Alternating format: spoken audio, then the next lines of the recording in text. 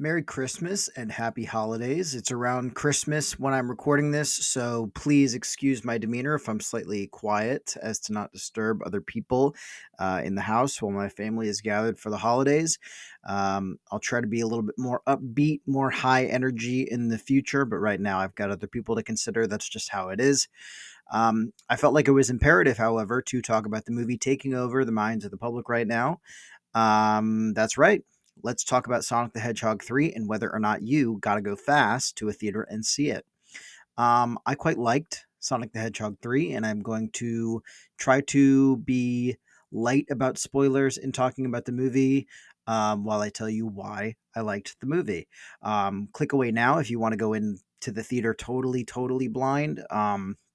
I know that there are already spoilers kind of floating around, and I don't want to add to that if someone really wants to have a pure kind of uncut reaction for the first go around. This to me is the best of the Sonic films yet. The things that I've liked the most about this trilogy so far are the elements of the series that are kind of utterly just goofy and ridiculous. The zany kind of like cutaway style humor that you might see in like the Lego movie or Family Guy. It's a choice that the films have committed to and that I think really works for tone. Um, this film ramps that goofy commitment up to 11 through a wildly fun pair of performances from Jim Carrey as both Eggman and Eggman's grandfather, Gerald. The two moments that really got me smiling ear to ear in this film, as far as comedy goes, are a montage between the two Jim Carrey characters and an out of nowhere dance sequence that features some incredible physicality from Carey and his dance doubles, which I imagine there were dance doubles for that. I don't quite think that was all Jim Carrey, but they shot around it convincingly, or rather, like the lack of like convincing the audience is kind of part of the joke. Like there's a moment where the dance cuts out or punches out, and you're like, okay, well that's clearly not Jim Carrey anymore, but that meta joke is making me laugh even harder, if that makes sense. Um, and this film also, in addition to ramping up the comedy, it ramps up another factor of the trilogy that I was kind of hoping for more of as well, that being like actual Sonic the Hedgehog lore stuff. The Sonic games were very popular with me growing up, and I played a lot of the Sonic Adventure series as well as Sonic Heroes. So I was primed for some great nods to the source material here, and I wasn't really let down. I don't typically love when films are like overly catering to audiences with fan service or just like simple references, but Sonic the Hedgehog 3 strikes a great balance between kind of paying homage to the source material with references and being its own thing with its own set of terms and rules, which I think is, um, a healthy way to be as far as not being too captured by audience expectations.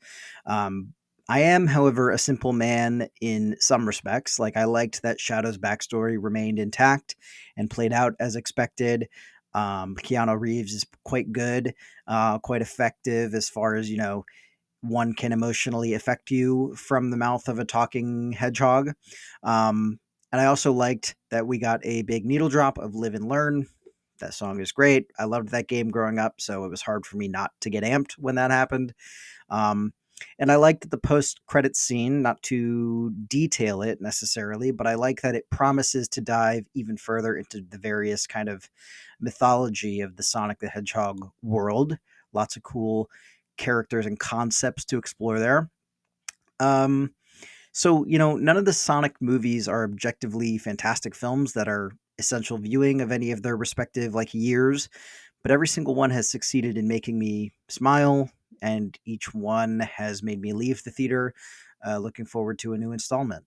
Um, I'm not without some concerns, of course, about the future of the series. Like, this movie seems to wrap up stories of several major characters and actors, and without going into details about, what exactly occurs at the end of the film, I hesitate to look forward to a Sonic film without as much Jim Carrey as we've been getting so far. Um, I think he's said a few times that he's a little bit wishy-washy on returning between films. I think that's been in the news once or twice now. Whenever this series comes up, I'm glad that he has done three of these movies. I think he's quite funny in them. His characters, however, both have their stories pretty definitively wrapped up with bows at the end of Sonic the Hedgehog 3. And I kind of worry that a future installment without Carrie's comedic energy as like an engine might lack a lot of the charm that I've come to expect from these films. Like, that isn't to say that I'm calling my shot and saying the next film will be bad, of course, because I imagine they're making another one. These films are very successful, and there's a lot of mileage left as far as this world goes. Um, you know, I can name maybe 5 or 10 Sonic characters that still have yet to appear on the big screen, right? So I'm sure that there's another character or existing character even that you could lean into more to inject more comedy into future installments. Ben Schwartz, for example, as Sonic is someone that I think is a good choice as far as performer, but who I still feels like is being held back by the movies somehow as far as comedy goes. I've been a big fan of Ben Schwartz since he was doing Jake and Amir videos on YouTube with College Humor. I love him on Parks and Recreation. And I just feel like his improvisational comedy chops could shine so much brighter than the jokes that the directors of these movies or the Paramount executives like decide end up in the final cut. It just feels like, it feels like he's got more juice than we're seeing through his Sonic performance, if that makes sense. And that's not to say the performance is bad, but I'm surprised he's not funnier in these. um, I also think that Idris Elba as Knuckles is particularly funny, and that the films could put more onto his shoulders too. He was quite entertaining in this third movie, and he becomes the heart of the team of good guys in a lot of ways. Um, Basically, I don't want to push the big red alarm button right now, but I do think it's worth wondering if this series has like an infinite number of entries left in the tank. There are plenty of characters and places to continue exploring, sure, but it's rare that a film series is able to continue streaks of critical and commercial hits nonstop, right? Like that's a very small number of franchises that do that pretty much successfully every single time. Um, Personally, I would love to see some sort of appearance by, I think it's Team Chaotix down the line. I've always thought that they were cool in the games, and I think that like private eye characters are always fun in movies and TV shows. I hope I'm not misremembering that they're private investigators. I'm gonna get like totally reamed in the comments if that's the case. In my memory, playing the games, they're a group of private investigators, and I think that could be really cool and fun in a series like this, kind of anti-heroes but not like fully in the realm of someone like Keanu Reeves as Shadow. You know what I mean? But sign me up for those guys if we're going to insist on continuing to make more of these because I think they're dope. Um, as far as my rating for this film, my rating system is as follows: a movie is either A list, A amazing, average, A abysmal, or it needs to be A boarded. And I reserve the right to change those monikers as time goes on, of course. That last one is a little rude, but sometimes necessary, if we're being honest. Not all movies are great. Um, I'd say that Sonic the Hedgehog 3 lands between average and A amazing. For what it is, it's very fun and very entertaining, despite being pretty light and fluffy. I suppose I'd have to lean more towards it being average as a rating, but with the asterisk that in a numerical sense, it's probably like a 3.5. You know what I mean? It's like a cosmic brownie of a movie. It's sugary, tasty, candy coated, but it's nostalgic, but it's not super duper nourishing in like an intellectual sense or like a soulful sense. And not all movies have to be. Sometimes movies just need to be a good time out at the theater, and that's exactly what this movie delivers.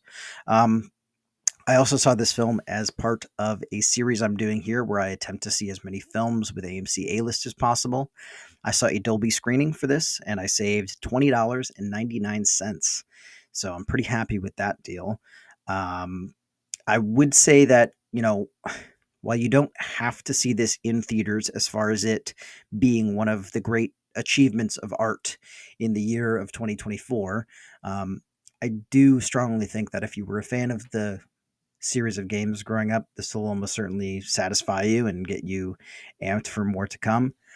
So those are my thoughts on Sonic the Hedgehog 3. Please agree or disagree in the comments. Leave fan castings for Team Chaotix or other characters. Um, or just tell me your favorite Sonic game growing up. Or, don't leave a comment at all. That's totally fine too.